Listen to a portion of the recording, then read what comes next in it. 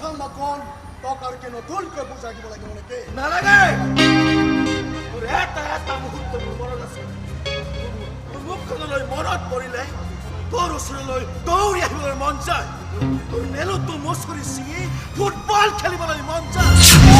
গল পষ্টত মাৰি মাৰি তোৰ মূৰটো ফালি পেলাবলৈ মন যায়।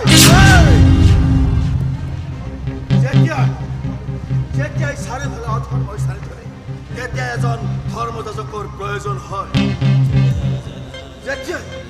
যেতিয়া তহঁতৰ দৰে অত্যাচাৰীসকলৰ ৰাজত্ব চলে তেতিয়া জনসাধাৰণ হৈ পৰে অসহায়। তেতিয়াই এটা অৱতাৰৰ জন্ম হয়, এটা শক্তিৰ জন্ম হয়, যি শক্তিয়ে শেষ কৰিব পাৰে তহঁতৰ দৰে এটা হিৰণ্যকশিপুৰক।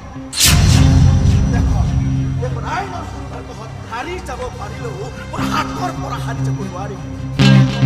তোৰ মৃত্যু যদি মৃত্যুটো নহয়, স্বৰ্গটো নহয়, ৰাতিও নহয়, দিনতো নহয়, ঘৰৰ ভিতৰতো নহয়, বাহিৰতো নহয়,